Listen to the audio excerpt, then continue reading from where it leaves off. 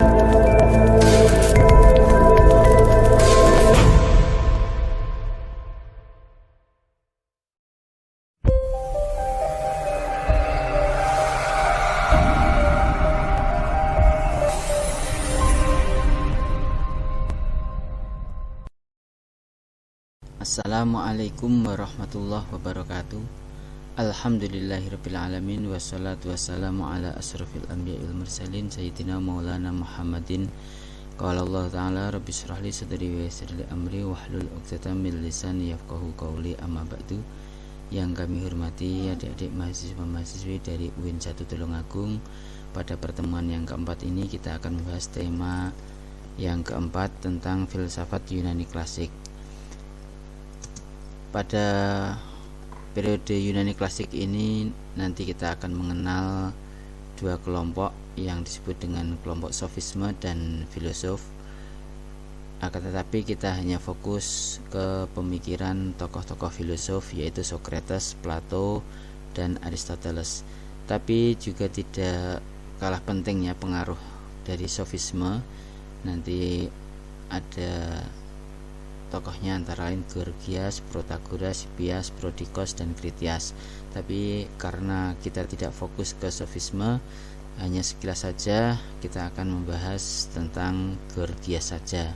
Yang lain tidak, karena sempitnya waktu. Yang pertama, bahwa saya sampaikan bahwa pada periode Yunani klasik ini perkembangan filsafat menunjukkan kepesatan, yaitu ditandai dengan semakin besarnya minat orang terhadap belajar filsafat. Aliran yang mengawali Yunani klasik ini disebut dengan sofisme. Sofisme ini berasal dari kata sophos, artinya cerdik dan pandai. Kaum sofisme ini bukanlah merupakan suatu aliran ataupun ajaran, akan tetapi lebih merupakan suatu gerakan dalam bidang intelektual yang disebabkan oleh pengaruh kepesatan minat orang terhadap filsafat. Nah, sebelum abad ke-5 sebelum Masehi, istilah sofis berarti sarjana, cendekiawan. Pada abad ke-4 sebelum Masehi, para sarjana atau cendekiawan bukan lagi disebut sebagai sofis, tapi filosof. Sedangkan sofis ini, sebutan ini dikenakan pada para guru yang berkeliling kota dari kota ke kota lain untuk mengajar. Akhirnya sofis ini menjadi sebutan yang tidak harum lagi, karena seorang sofis adalah orang yang menipu orang lain dengan memakai alasan yang tidak sah. Para guru yang keliling dituduh sebagai orang yang minta uang sebagai imbalan dari ajaran mereka. Faktor yang mendorong timbulnya kaum sofis yaitu yang pertama, perkembangan secara pesat kota Athena dalam bidang politik dan ekonomi. Yang kedua, setelah kota Athena mengalami keramaian penduduknya yang bertempat tinggal, maka kebutuhan dalam bidang pendidikan sudah tak terelakkan lagi. Kemudian yang ketiga, karena pemukiman perkotaan bangsa Yunani biasanya terletak di pantai, kontak dengan dan pergaulan dengan bangsa lain sudah tidak terhindarkan lagi. Dengan kata lain, ada akulturasi budaya, pertemuan budaya, karena kota Yunani, negara Yunani semakin banyak didatangi orang untuk belajar filsafat di sana. Nah, kemudian sekilas saja kita menyebut nama Gorgias. Gorgias ini termasuk dari tokoh sofis tadi. Hidupnya sezaman dengan Socrates sekitar tahun 427 sebelum Masehi. Nah, pemikirannya yang kita sebut agak aneh ini memang berbeda dengan para filosof. Kalau Gorgias ini menyebutkan bahwa dalam retorika baginya yang penting meyakinkan orang lain, bukan suatu kebenaran yang didahulukan, tapi kemenangan di dalam berdebat. Karena orang sofis ini lebih fokus untuk mencari kemenangan dengan tipu muslihat, dengan berdebat, retorika, dengan berlomba-lomba berbicara sebaik-baiknya. Nah, di sanalah pada zaman tersebut yang diutamakan adalah kemampuan berbahasa, kemampuan berbicara, berpidato, menyampaikan pendapat dan lain, berargumentasi dan lain sebagainya. Tentang alam baginya tiada satupun yang ada. Seandainya sesuatu itu ada, maka itu tidak dapat dikenali. Seandainya sesuatu itu dapat dikenal, maka pengetahuan tersebut tidak dapat disampaikan pada orang lain. Ini menunjukkan bahwa ia cenderung pada nihilisme. Artinya apa? Pembahasan tentang hakikat alam ini dianggap sudah tidak ada. Jadi tidak perlu orang itu membahas suatu hakikat alam. Ini bagi orang sofis ini tidak perlu. Maka karena dianggap segala suatu hakikat itu tidak ada, yaitu nihil. Nihil itu artinya tidak ada, menganggap hakikat itu tidak ada. Nah, kemudian manusia itu mempunyai kehendak berpikir. Jadi manusia itu mempunyai kehendak berpikir karenanya mempunyai pengetahuan yang nantinya akan menentukan sikap hidupnya. Norma yang bersifat umum itu tidak ada. Yang ada hanya norma individualistik. Artinya suatu kebenaran itu sebenarnya menurut versi masing-masing. Artinya seperti itu dia katakan. Menurut subjeknya. Jadi benar menurut saya belum tentu benar menurut orang lain. Nah, kebenaran itu tidak dapat diketahui. Ia menunjukkan bahwa dia menganut skeptisisme. Artinya apa? Ya, kebenaran itu dianggap relatif menurut versi masing-masing. Ya, contohnya ketika berpakaian, kalau orang Amerika ya sudah benar dengan pakaian mini itu ya sudah benar, tapi bagi orang Arab ya ini tidak benar. Kalau pakaian Arab ya selalu menutup aurat, kalau laki-laki pakai berjubah, kalau perempuan pakai jubah warna hitam begitu. Nah, itulah suatu kebenaran itu menurut versi masing-masing orang itu tidak sama. Nah, selanjutnya apa dampak positif dan negatif dari sofisme? Yang jelas munculnya gerakan sofis ini ada dampak positifnya, yaitu menimbulkan revolusi intelektual. Artinya orang semakin semangat untuk menuntut pengetahuan retorika, pengetahuan tentang bahasa, pengetahuan tentang politik, ekonomi, kemudian astronomi juga diajarkan oleh kaum sofis, termasuk juga matematika, fisika dan lain sebagainya. Kemudian menciptakan gaya model baru, artinya gaya dalam teknik mengajar. Dengan awalnya ya secara tradisional, dengan canggihnya kemampuan orang sofis ini akhirnya dianggap sebagai model pembelajaran, model gaya baru. Yang ketiga yaitu memusatkan perhatiannya pemikiran tentang manusia. Maka filsafat sebelumnya ini banyak membahas tentang fenomena alam, tapi ini khusus banyak membahas tentang manusia, bagaimana manusia itu mencapai cita-citanya, seperti itu kira-kira. Nah, kemudian negatifnya, dampak negatifnya yaitu menimbulkan krisis pemikiran. Akibatnya orang mulai jemu terhadap model pemikiran yang bermacam-macam dan kebenaran ini diragukan. Akhirnya orang tidak punya kepastian yang benar ini yang menurut siapa, yang seperti apa landasannya. Nah, kemudian merobohkan nilai-nilai tradisi agama. Akhirnya agama yang ada pada zaman tersebut semakin dimentahkan ide-idenya oleh kelompok sofis ini, dan juga dianggap merusak moral para pemuda. Kemudian menyalahgunakan kemampuan dalam berpidato. Kemudian pada zaman Yunani klasik ini tadi sudah dijelaskan ciri-cirinya. Kalau sofis ini lebih suka memungut biaya atau minta upah bagi pengajarannya. Yang kedua yaitu menggunakan teknik berdebat dan retorika untuk meyakinkan orang lain. Kemudian tujuannya dari perdebatan tersebut yaitu untuk mencapai kemenangan, sedangkan kebenaran dianggap tidak penting. Kebenaran itu relatif. Kalau filosof tidak memungut biaya atau upah, menggunakan teknik dialog.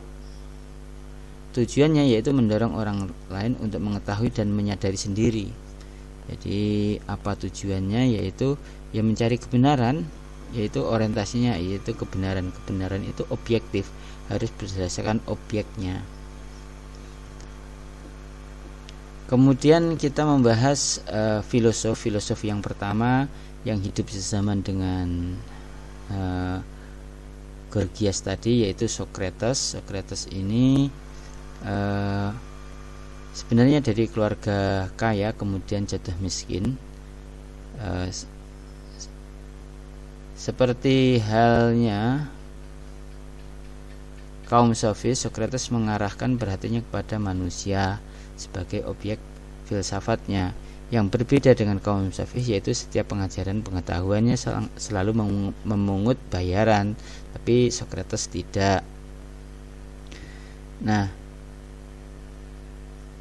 sehingga kemudian oleh kaum sofis sendiri dituduh memberikan ajaran baru, merusak para pemuda dan menentang kepercayaan negara. Dan atas tuduhan ini kemudian Socrates ditangkap oleh pemerintah yang berkuasa di situ dan akhirnya dihukum mati dengan dipaksa minum racun, bertepatan pada usia yang ke-70 tahun atau pada tahun 399 sebelum Masehi. Nah, pembelaan Socrates atas tuduhan tersebut ditulis oleh Plato yang pada saat itu sebagai muridnya, kemudian ditulis dalam buku sebuah karangan yang berjudul Apologia. Nah, kira-kira ini ilustrasi yang kita dapatkan dari Google ketika dia detik-detik dihukum mati dengan meminum racun. Ada seseorang memberikan segelas apa ya, kira-kira minuman gitu. Nah, mungkin ini seperti ini ilustrasi. Socrates Yunani. Nah, pemikiran dalam bentuk dialog, pemikirannya dalam bentuk dialog, Socrates tidak pernah menuliskan karyanya, mengarahkan pemikirannya tentang manusia. Yang pertama, bahwa jiwa manusia bukanlah nafsu semata. Jiwa itu intisari manusia, hakikat manusia sebagai pribadi yang bertanggung jawab. Manusia wajib mengutamakan kebahagiaan jiwanya atau eudaimonia, jiwa yang baik, daripada mengutamakan kebahagiaan lahiriah. Manusia harus membuat jiwa sebaik mungkin. Orang harus hidup yang baik. Alat untuk mencapai kebahagiaan eudaimonia itu ialah kebajikan atau keutamaan, atau disebut dengan arete dalam bahasa Yunani. Pekerjaan yang baik adalah sesuai dengan bidangnya. Keutamaan adalah pengetahuan. Negara mempunyai tugas untuk mewujudkan kebahagiaan warga negaranya. Dalam pemerintah yang penting bukan demokrasi. Nah, tetapi keahlian khusus yaitu pengenalan yang baik.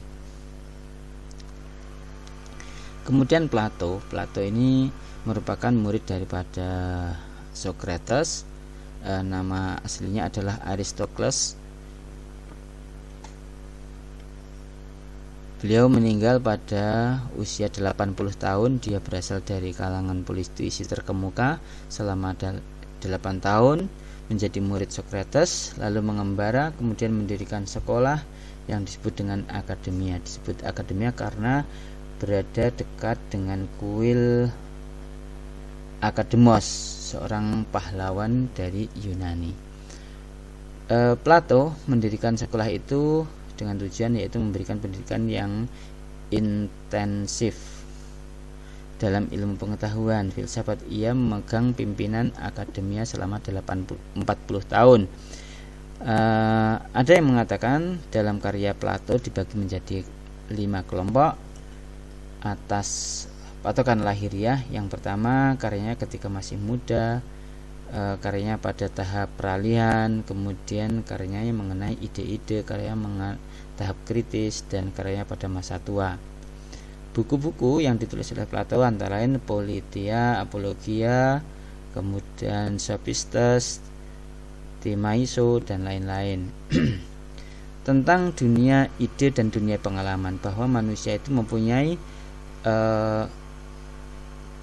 pemikiran, yaitu yang disebut dengan ide, atau dia menyebutnya dunia ide dan dunia pengalaman. Jadi manusia itu bisa mengenal dengan ada dua sumber pengetahuan, yaitu dari ide dan pengalaman.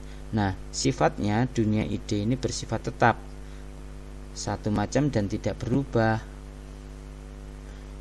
Dunia pengalaman itu sendiri bersifat tidak tetap, berubah-ubah dan bermacam-macam.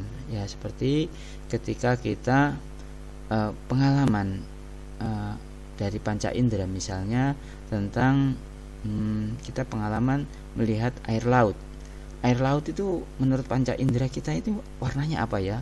Maka orang sibuk berdebat karena penglihatan orang itu masing-masing berbeda.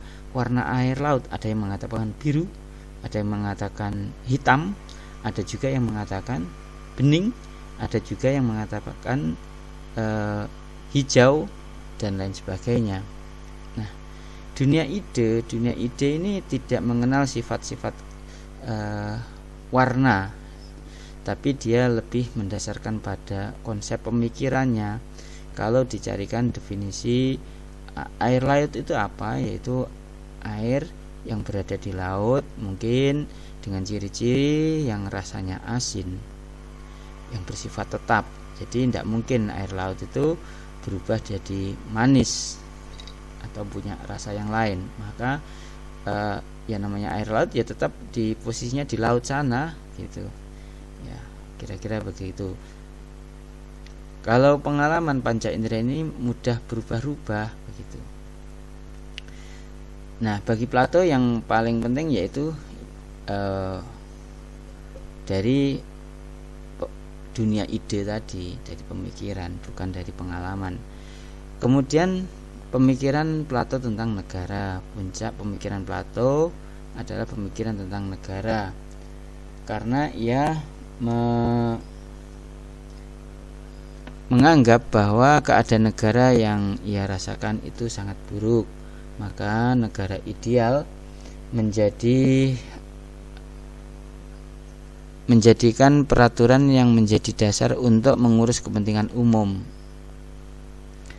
Intinya, pemerintahan harus dipimpin oleh ide yang tertinggi. Kemudian golongan warga negara. Golongan warga negara ini ada 3 kelas atau tiga kelompok. Yang pertama golongan tertinggi, yaitu pemerintah, terdiri daripada orang bijak, para filosof yang mengetahui hal-hal yang baik dan yang buruk. Kebajikan golongan ini adalah kebijaksanaan. Dan yang kedua adalah golongan pembantu, terdiri dari prajurit yang bertujuan menjamin keamanan, ketaatan warga terhadap pemimpin. Kebijakan mereka adalah keberanian. Nah, mereka bertugas untuk mempertahankan negara dari serangan musuh, menjamin peraturan dapat berlaku dalam kehidupan masyarakat. Yang terakhir yaitu golongan terendah, rakyat biasa, terdiri dari rakyat biasa, para petani, tukang, serta para pedagang yang bekerja dalam mendukung ekonomi suatu negara. Kebajikan mereka adalah pengendalian diri. Ya, seperti itu kira-kira gagasan dari Plato. Kemudian ini muncul Aristoteles. Aristoteles ini juga murid dari Plato. Aristoteles pada usia 17 tahun dikirim ke Athena untuk belajar kepada Plato.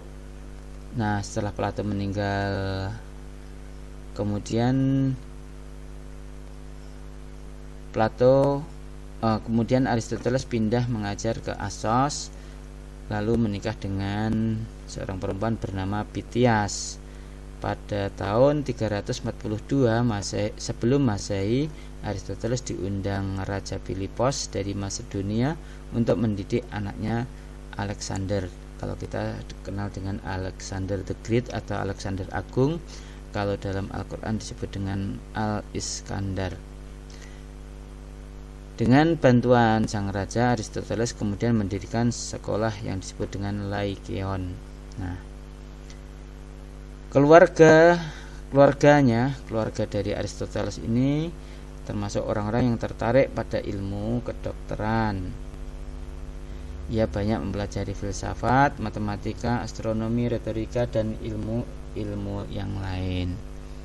Sebenarnya Aristoteles ini banyak menghasilkan karya-karya hasil penelitian dan pemikiran-pemikiran filsafat, namun banyak karya yang hilang karena berkali-kali negara Yunani ini diserang oleh warga penduduk lain atau dari negara atau bangsa yang lain. Kemudian di antara karya-karyanya seperti ada logika, ada silogisme, dan lain banyak sekali menyangkut tentang, ada yang mengelompok menjadi 8 pokok, yaitu mengenai logika, filsafat, alam, psikologi, kemudian biologi, metafisika, politik, dan ekonomi, dan lain sebagainya. Nah, kemudian ajaran Aristoteles ya banyak antara logika, silogisme, pengelompokan ilmu pengetahuan, aktus dan potensia, pengenalan, dan etika, dan kemudian konsep tentang negara. Nah, ini salah satu contoh pemikiran tentang pembagian filsafat. Ada logika, filsafat teoritis, filsafat praktis, dan poetika. Ajaran-ajaran Aristoteles antara lain ada logika sebagai ajaran tentang pikiran secara ilmiah. Fisika dan metafisika, kedua ajaran ini terdapat dalam ajaran tentang apa yang disebut dengan dinamis atau potensia, dan energia atau aksi. Semua ajaran ini dipakai guna memecahkan soal perubahan dan gerak. Ajaran Aristoteles tentang manusia melalui 2 tahap yang dipengaruhi oleh Plato yang mengajarkan tentang dualisme antara tubuh dan jiwa, atau kita kenal dengan jasmani dan rohani. Dan tahap kedua, Aristoteles meninggalkan ajaran dualisme itu, akhirnya menjembatani jurang yang ada antara tubuh dan jiwa. Kemudian etika menurut Aristoteles merupakan hukum-hukum yang bukan diarahkan pada suatu cita-cita yang kekal, mutlak, dan tanpa syarat di dalam dunia mengatasi penginderaan kita, tapi diarahkan ke dunia ini. Kemudian pemikiran tentang Tuhan. Nah, di sini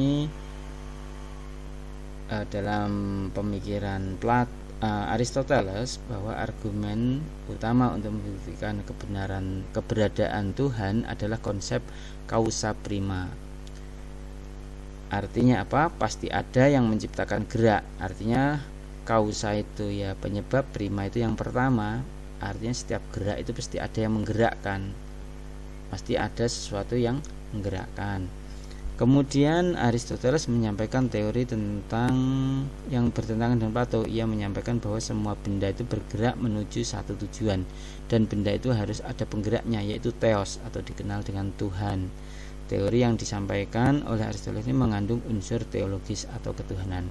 Nah, penggerak pertama itu Allah yang menyebabkan gerak abadi. Tuhan itu bebas materi, tidak terdiri unsur materi apapun. Kemudian setelah Aristoteles wafat, tadi disebutkan dia mengajarkan kepada Alexander the Great, maka kebudayaan tradisi filsafat ini dilanjutkan oleh muridnya, yaitu Alexander ini. Maka filsafatnya disebut dengan filsafat Helenisme. Helenisme sendiri berasal dari bahasa Yunani Helezein, berbahasa Yunani, roh atau kebudayaan Yunani. Helenisme pertama kali ada pada zaman Yunani yang disebarkan oleh salah satu penguasa Masedonia dari Romawi dan membawa Yunani, Mesir hingga Syria yang bernama Alexander Agung. Ini beliau merupakan murid kesayangan Aristoteles.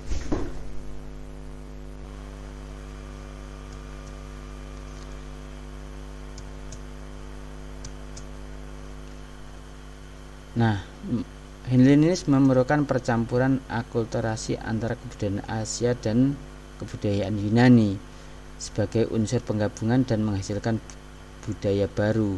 Maka muncullah beberapa aliran di masa Alexander ini, antara lain ada Epikurisme, Stoisme, Skeptisisme, Neopitagoras, Neoplatonisme. Nah, demikian penjelasan saya tentang periode filsafat Yunani klasik. Nanti lebih lengkapnya sambil dibaca pada PPT dan materi yang telah disampaikan. Saya kira cukup sekian. Akhirul kalam, wabillahi taufiq wal hidayah. Wassalamualaikum warahmatullahi wabarakatuh.